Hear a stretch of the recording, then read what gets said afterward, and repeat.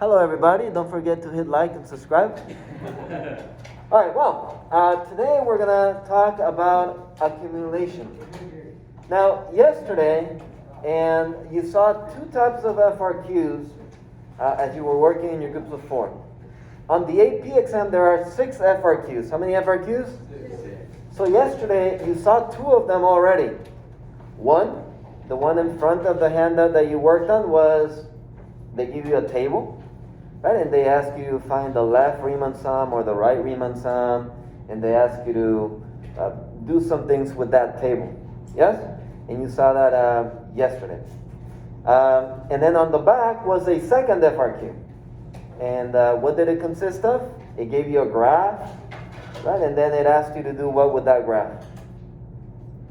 Like what type of things did it ask you for? One is area. It gives you an area function, and then when is it increasing, decreasing, max, min, and so on and so forth. So you already got a taste of 2 FRQs out of the 6. And today I'm going to show you a third possible FRQ that will show up on your AP exam. And it has to do with accumulation. And I'm putting it now because we now know enough calculus to be able to solve it. So I want to be able to kind of do this before we go on to the next topic. But I want to I want you to be proficient. So today and tomorrow, we're going to work at rates and accumulation type of problems. All right? And you're going to see that for the most part, you kind of already know how to do it. You just need to see it over and over again. So with these type of questions, you're always going to be asked the same thing. They're going to give you something, an amount that's being added, and then an amount that's being subtracted or removed. And they're going to give you the rate at which something is coming in, the rate at which something is coming out. And then once you know that, the rate of something coming in, rate of something coming out at the same time, then they can ask you a lot of things. So it could be a pool with water, and water is being pumped out of the pool at a certain rate. Water is coming into the pool at a certain rate. And then they'll ask you how much water is there at this time, and a bunch of things. We're going to see example of it. It could be like this one, as we're about to see, sand coming in, sand coming out. It's always the same setup, something coming in, something coming out, and it's always the same type of questions that they ask you as well. So if you know how to answer one, you probably know how to answer all of them. Okay? So let's get to it. So we're going to try and practice 2 of them today. And then tomorrow we'll practice two more of the same type. So, taking a look at this one here. Laura, can you read us number 1, please? Nice and loud. The tide removes sand from sandy beach at a rate modeled by the function r given by...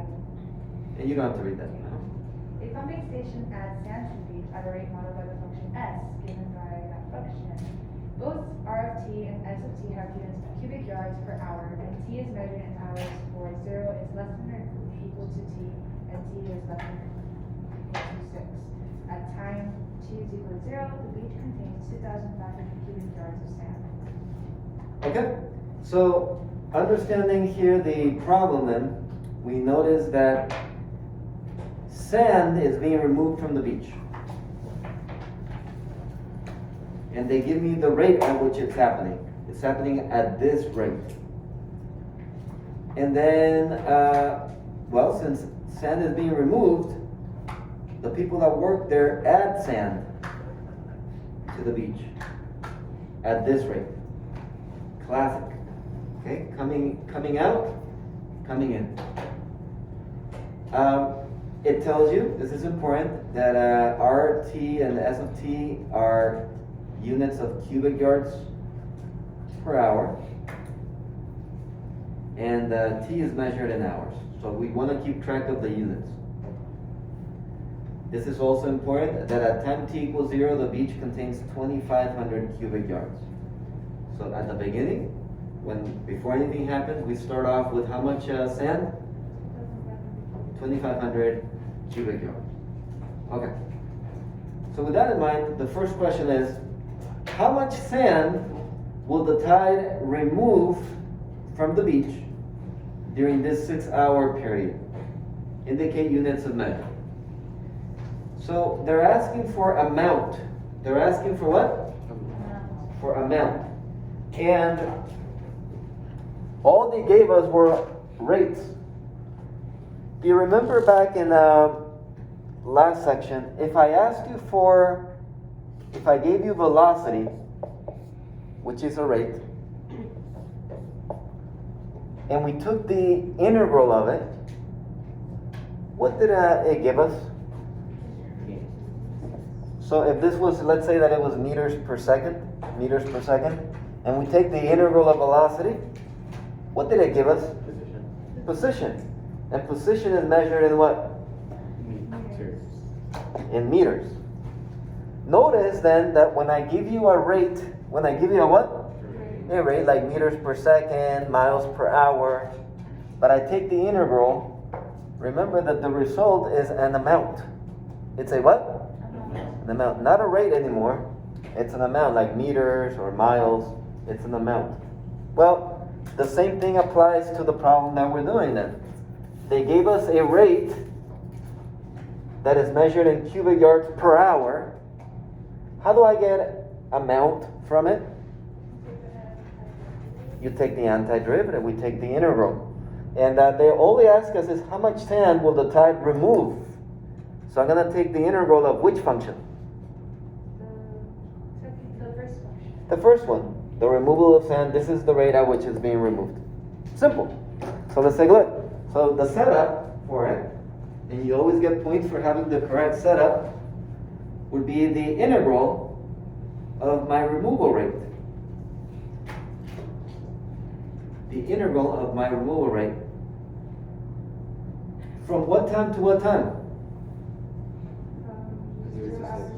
From 0 to 6. Okay, and now we're going to actually try to find it.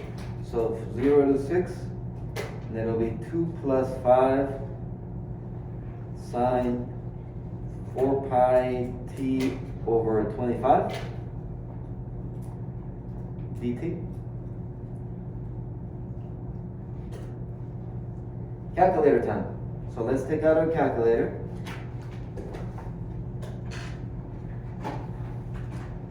Let's take out our calculator. And we've done integrals before already on a calculator, right? For most of you on your calculator, you got to find the integral button. And then once you find the integral button, you type in the function, which in this case would be 2 plus 5 sine 4 pi, you would say x over 25, comma, x, comma, and then from where to where? From 0 to 6, close parentheses. So go ahead and find that on your calculator, find the integral button, type in the function, comma, remember, put it in as x, comma, 0, comma, 6, and let's see what it gives you. It should give you a decimal. So take out your calculator and try it. If you don't have your calculator, be buddies with your partner.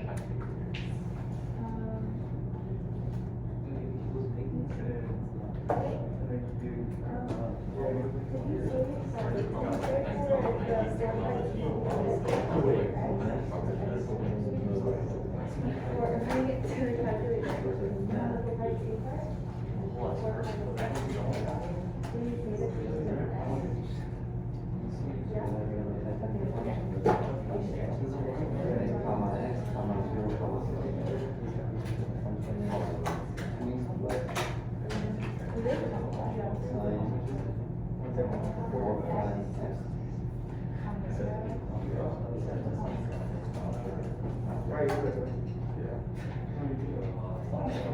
goes up over the graph, let's try 6%.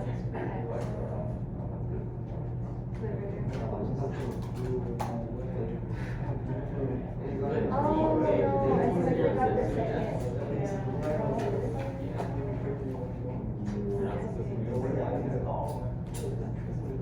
So basically, the alternative function is to give us an I sign. Yeah. So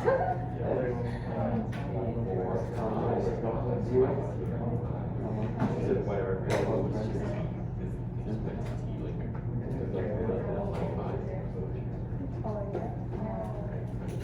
Okay, did we get an answer? We got it? No, got it. What do we get? 31.816. Okay, what are my units? Meters, no? Oh, yeah, yards, my bad. Yeah, so the rate was cubic yards per hour. So therefore the amount is what? Not cubic yards per hour, just cubic yards or volume. So how much sand? Oh, it's this much cubic yards. So you can write cubic yards or yards cubed, either way. So that is your answer. And notice I put the units of measure. And then sometimes they'll say, interpret what you got. Okay, so this much sand, these many yards cubed of sand, got removed from the beach when? 6 hours. In the first 6 hours.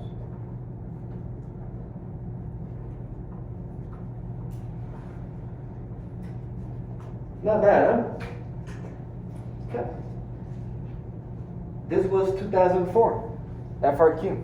So this showed up on an actual exam, this question that we're doing right now.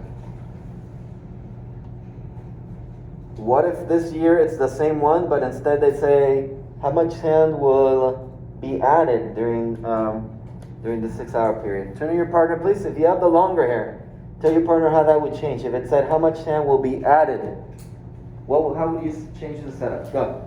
If you have the longer hair.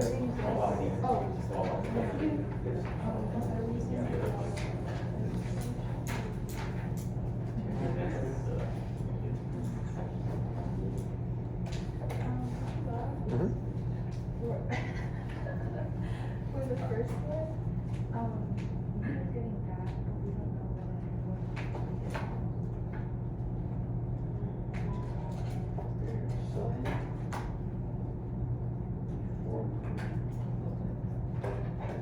Oh, even that's even better than that. Okay.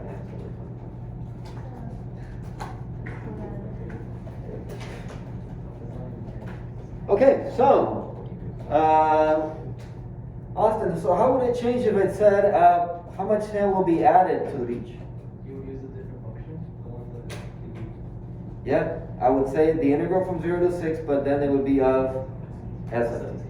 S of t. We good? All right, moving on. Part B, write an expression for y of t, the total number of cubic yards of sand on the beach at time t. So this is nice because all they're asking is to write a setup. There's no plugging in on this one. It's just what function will give me the total number of cubic yards on the beach at time t. So here we go. And it's always the same setup. Well, if I want to know how much sand there was at any given time, I got to start with what amount. What amount was there to begin with? Oh, 2,500. Right? 2,500. So you start with the initial amount of sand. And then, shouldn't I add? So I'm going to add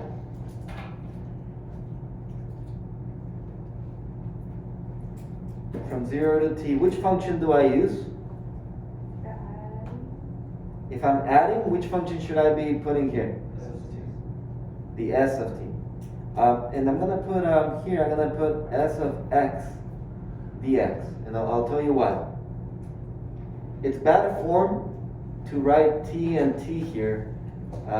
These two shouldn't match. It shouldn't be the same variable. Because remember when we take the derivative, this plugs into this one. So yeah, Mr. Lara, but it says s of t, yeah. But we're gonna put s and then of x dx, just so these two don't match. Okay? All right, and then plus or minus? Minus, and again the integral from 0 to t, because we don't know what time, of what function? The first one. R of, and again, just so they don't match, we're going to say R of x dx. We good? That's it. And then that would have answered. That would have given you points on the AP exam just for having that. So the initial plus the integral of the incoming rate minus the integral of the outgoing rate. Part C. Find the rate at which the total amount of sand is changing at time t equals 4. Okay, so find the rate at which the total amount of sand is changing. Guys, whenever I ask you for a rate, right away, what do you think of? The equation you just wrote. So when you think of rate in calculus, what do we think of? I heard it over there. Starts with first, ends with derivative. First derivative, nice. So we find the first derivative of the function that represents total amount of sand. In other words, we were going to find y prime of t. Because isn't this the amount of sand? And now they're asking me for the rate of the amount of sand, so they're asking me for the slope of that. Good. So, all right, what's the derivative of 2500? 0. 0.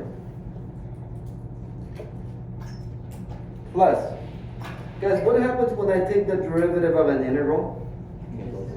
They cancel, and then I take this t and plug it in here. So then it would be s of t. Minus, and then derivative of this integral, what happens to the derivative of an integral? Cancels, and then I take this variable and I plug it in here, so it would be minus what? R of t.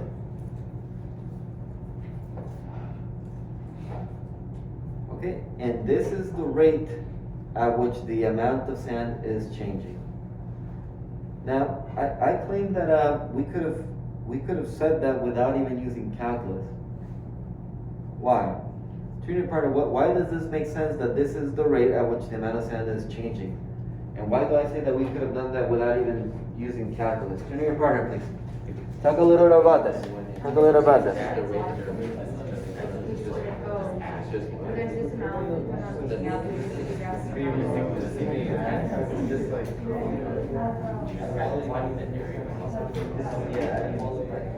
yeah. And it's not asking for We good? Coming back, please. So, this is the rate at which things are coming in, sand is coming in. This is the rate at which sand is coming out.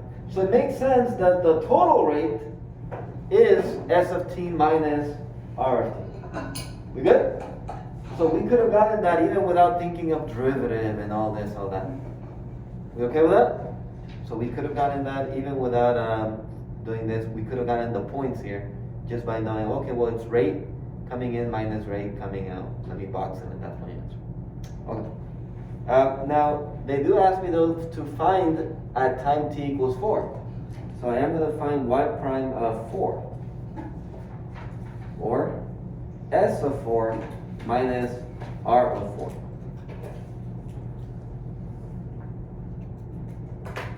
Not a problem, so all that means is just plug into the function. So s is 15t over 1 plus 3t. So it'd be 15 times 4 over 1 plus 3 times 4. and then minus R of 4. And R of 4, it would be 2 plus 5 sine 4 pi times 4 over 25.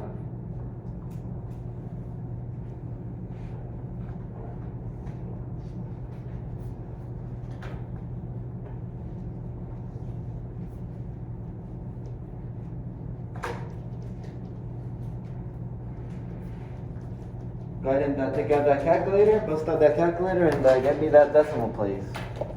Get me that decimal.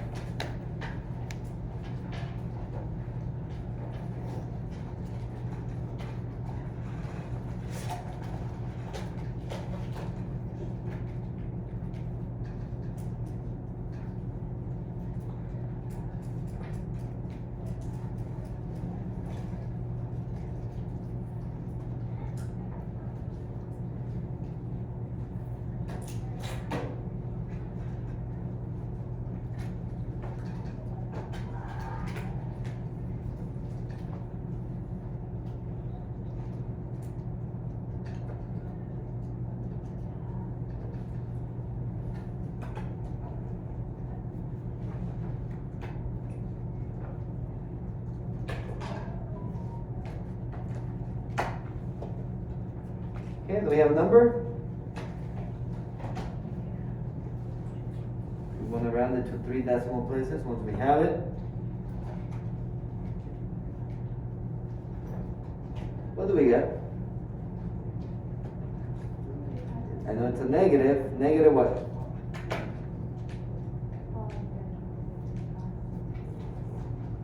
Don't be shy. Negative what? 1.909. What are my units? Yeah, we're back to rate, aren't we? So it'd be yards cubed per hour again. And that's all that, for that year, that's all that it asked for in 2004.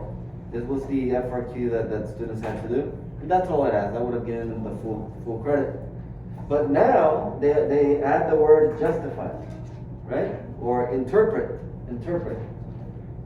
You saw that on the exam yesterday, didn't you? Interpret, or 2 days ago. Interpret. So what does this tell me then about what's happening to the sand? Turn to your partner, please. What does that tell me then about what's happening to the sand? At 10 equals to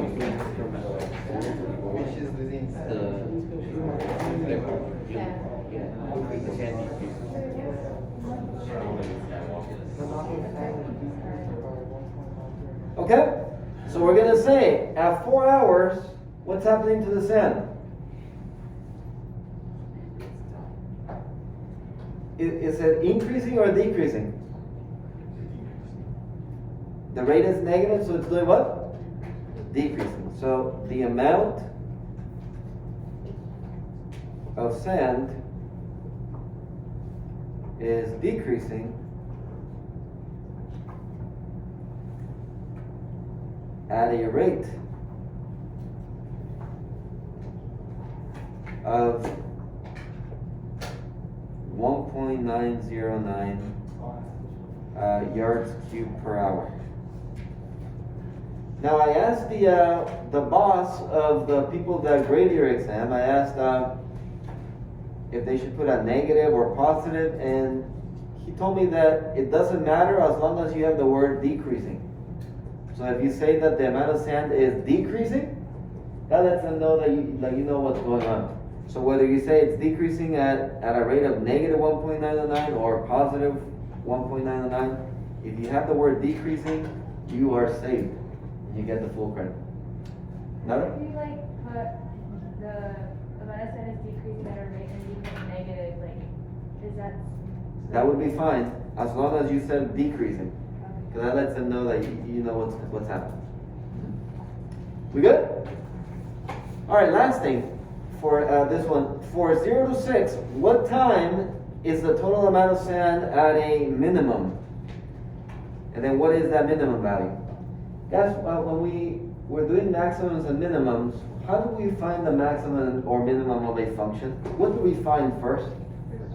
First derivative. And we would find the first derivative and set it equal to 0. And that gave me what we call critical numbers. And critical numbers were possible max and mins. So same thing here. We're gonna set the first derivative, and I'll put it here so you have it on your notes. We set the first derivative. See, I told you we know all this. It's things we have done, it's just in a different context. We set the first derivative of the amount function equal to 0.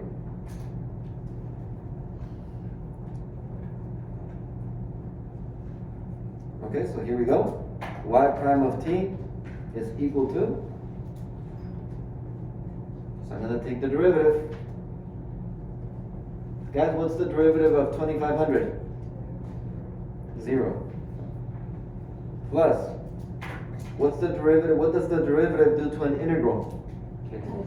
It cancels it, and what do I do with the t? Plug it in, so it would be s of t. Minus, what does the derivative do to an integral? Cancel it, and what do I do with this t? Plug it in, so it would be minus r of t. There it is. And you set it equal to? 0.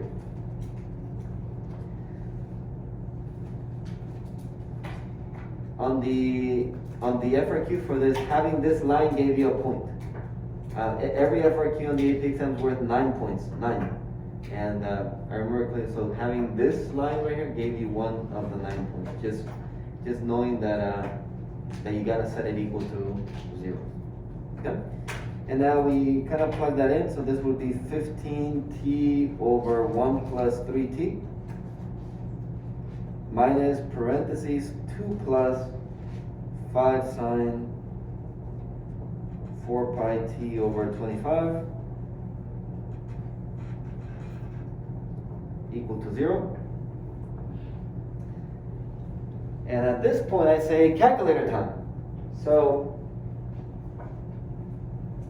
how would I have the calculator help me solve this? How do I use the calculator to help me solve when this equals to 0? I don't want to use algebra. I want the calculator to just give me the answer. So how can I have the calculator help me solve it? What's one way, Robert? Here it says like the option solve, so you press it and put it in the equation, and it equals to 0, and it's all works. Well, I guess if you have that, then yeah, you can use that. Although I will tell you, sometimes they don't give you all of the solutions. But yes, I would definitely do that.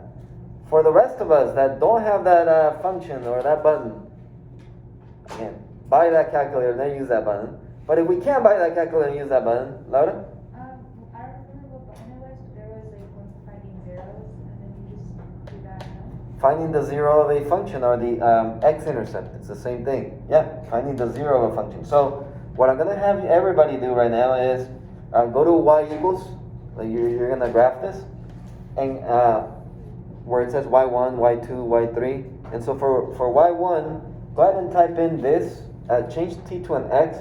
So y1 equals to 15x over 1 plus 3x minus parentheses 2 plus 5 sine 4 pi x over 25. And then graph it.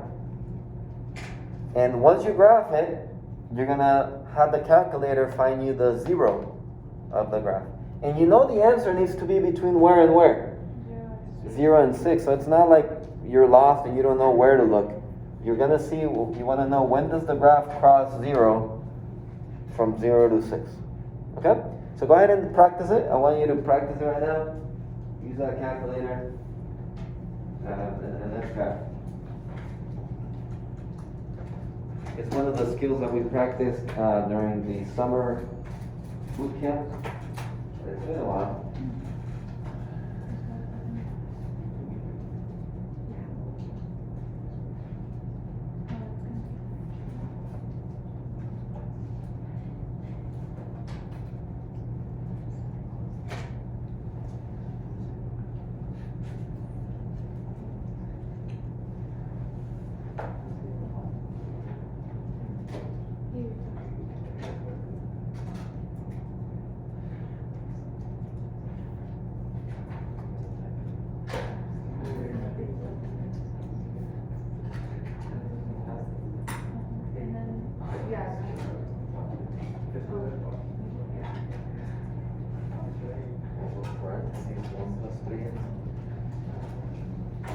As you're typing it in, you're probably gonna need to put 1 plus 3x in parentheses, yeah?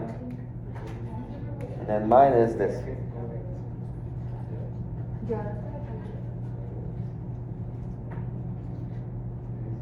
Yeah.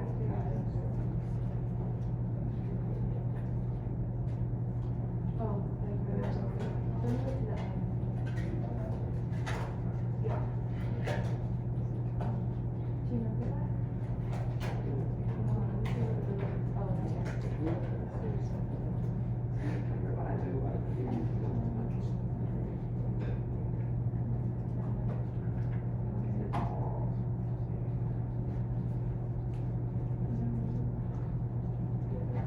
Oh, but it's greater than 6. So I think that's fine.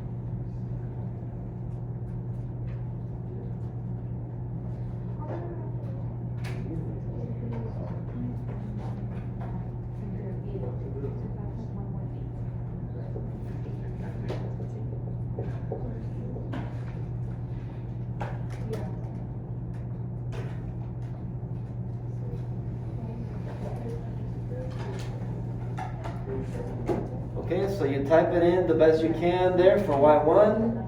You type it in, and then when you graph, you should be seeing something like this.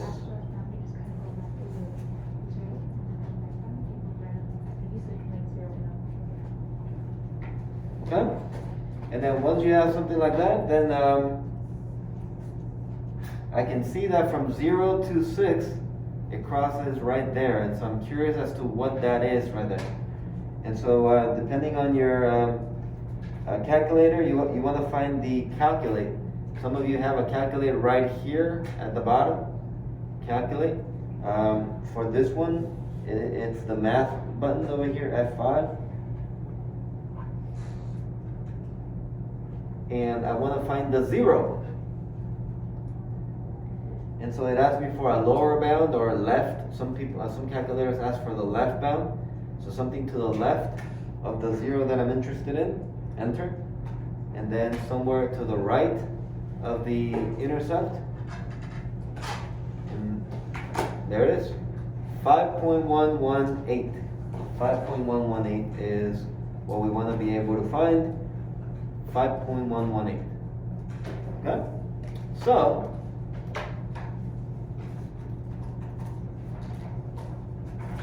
we get t equals 5.118.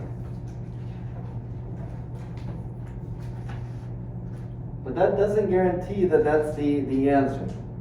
T equals to 5.118 hours. I want you to get to the question on the back, so let me kind of summarize what comes next. So, there is a possible max or min. There is a what? Possible max or min at this time. And the way that you actually figure out which one is the minimum, then do you remember when we were doing absolute max and mins? What did we compare the answer to as well? What would we also plug in to see what was the highest and the lowest? Oh, the endpoint. The endpoint. We were plugging the endpoint. So for these ponds, you're going to find the amount at the endpoints, which in this case is 0 and 6. So y of 0. Now y of 0, we know what that is. What's the initial amount? Oh, 2,500. 2,500. So we know that one. It's given. And then we're going to compare it with y of 5.118.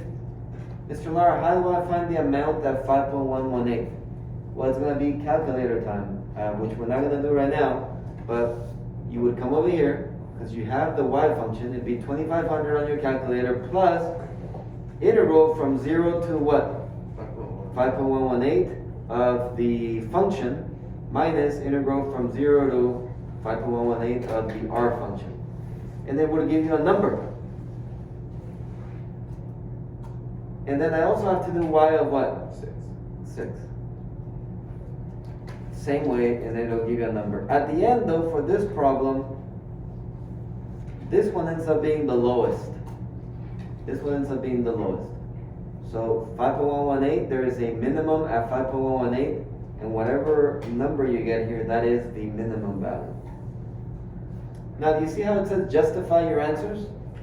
The boss of the people that grade the exam told me that this is your justification. This little table right here, showing this work, you don't have to do any sentence or anything.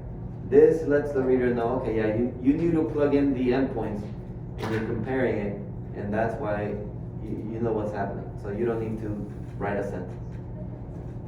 Okay? Yes, Laura. If the question had asked like what time is the like rate of whatever at a minimum or maximum, would you just take the function of the rate of the month? Would you just derivative of that? Or like how do you know which function it uses when asking? So if it asks me for amount, like on this one it says, what is the minimum value? So they ask me for the value. So yes, I need the amount. So I would need this answer right here, which I don't have right now, but you would put it on the calculator and that would be your answer. But if all they ask is when is it at a minimum value? When? So that's time, you got your answer right here. Oh. Okay. So it does depend on what they ask. Alright, so I want to give you a good, you have a good 10 minutes here to get this one started. So with your partner, go ahead and, it's a lot simpler than the one that we just did. So go ahead and give this one a try.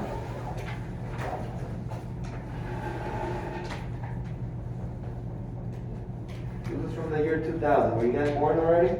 No. You were about to be born? Not even. Not even? Oh, boy. Just wait 5 years. Okay, so water is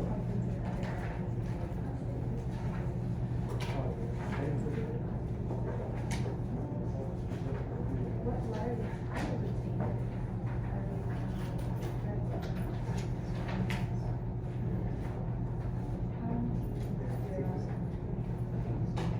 how many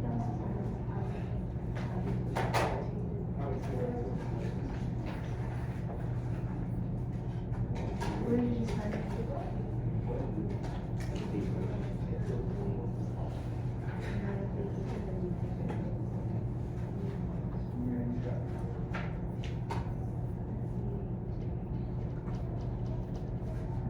Okay, I love the setups that I'm seeing as I'm walking around. You get most of the points just for the setup. If you can set it up, you will pass the AP exam. Even if you can't use the calculator. Can you set it up?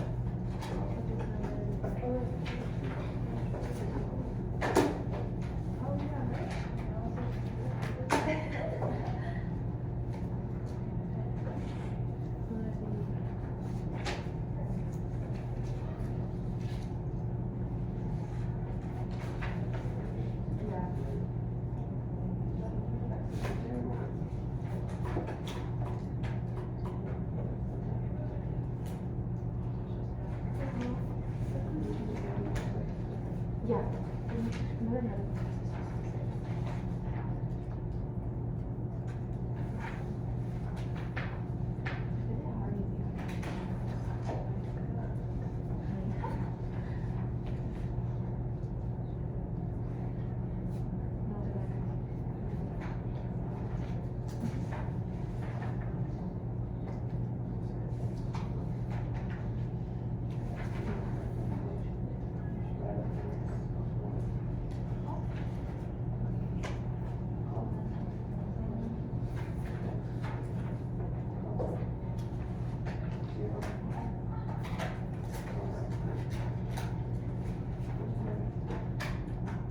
Yeah.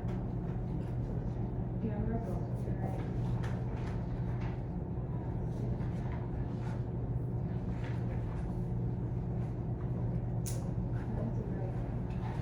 Okay, most of you were able to do part A as I walked around.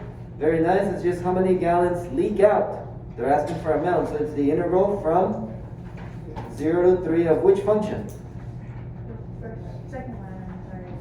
Yeah, the coming out function, radical t plus 1 dt. You can either put it on the calculator or actually this one's doable by hand. But at the end you end up with 14 over 3 or something equivalent. And what are the units? Gallons, because it's amount. Alright, part B you can do different ways, so see how you can do it.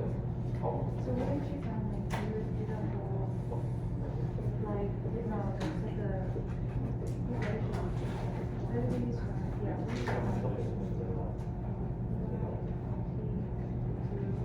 And then start with the first so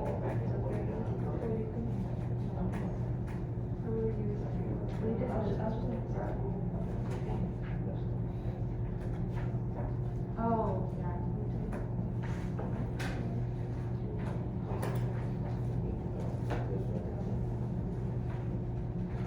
Yeah, you have to do the derivative because it was great. But I think for this one, it's just 0. Yeah, no, it's just 4. Let's try it, see what we get. And then if we get something like totally off, because we know we should get this one, because it's not gonna be minutes. So if we get that answer, or this answer, then we know we're good. Okay, this one you can do different ways for part B. You can do this one without calculus, I think, right? The amount at 3 would be, what do you start with? 30. 30, right? So you know you start with 30. And then you're gonna add how many gallons during those 3 minutes, but they tell you that it's 8 gallons per minute. So in 3 minutes, how many gallons have been added? 24. So you could say plus 24, and then minus your answer from part A. We good? But you know we're gonna be more elegant than that. We're gonna say 30 plus the integral from 0 to 3. Here's the question of what function? The first one. What's the coming in function? 8. Oh, okay, yeah. Just 8. If you wanted to do it this way. Again, we already know the answer is 24, but if you wanted to do it that way. Now the integral is 8x, and that's how you get 8x, but you don't want to do the integral of 8x. You do the integral of 8. Minus the integral from 0 to 3 of radical t plus 1 dt. And then you could do it that way and get an answer.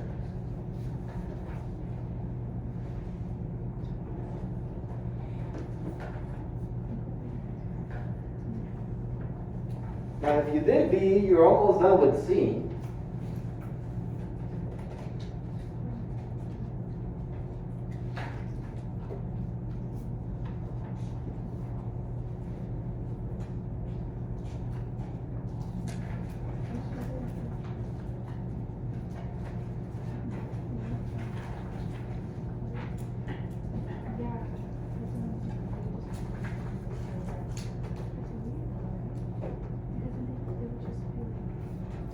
We have C already? B is almost the answer for C as well. We're going to say A of t is equal to, what's our starting number? 30, right? It's almost this answer. Plus, but instead of 0 to 3, it's going to be 0 to what? 0 to t of the function 8. And this is where, remember, we don't want these to match. So I'm going to say 8 dx minus, and then the integral from where to where? 0 to t of this function, and we don't want these to match.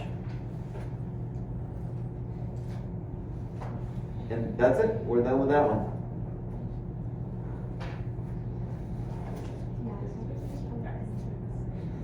Okay, the last one. At what time is the amount at a maximum?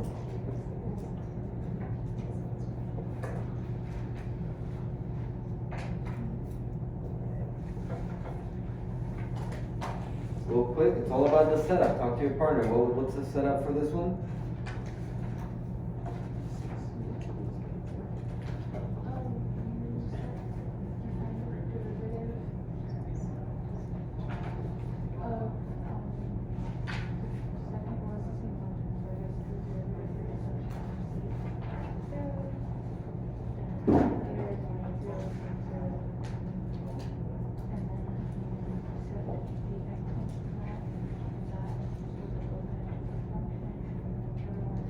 Did you set the first derivative equal to 0? And isn't that what we do for max and min? Set the first derivative. Yeah.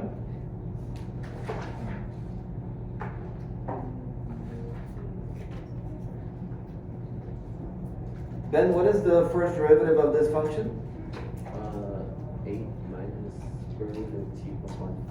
Yeah, the 30, that goes to 0. This is the integral cancels, minus the integral cancels, radical t plus 1.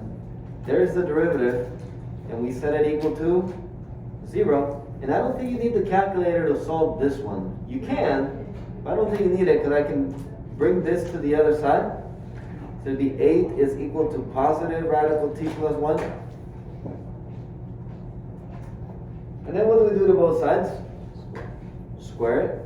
So now this would be t plus 1 is equal to what? 64. 64. We subtract a 1, and that's how we get t is equal to 63.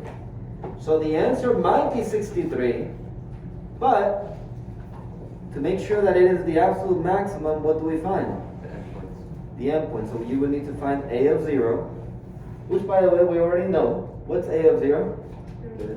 30. And I would need to find a of 63 and find a of 120. And sure enough, you're going to see that this is the highest, maximum, the highest. Yep. Oh, Ms. Cochran's passing out your homework, which is 2 questions similar to what we did today.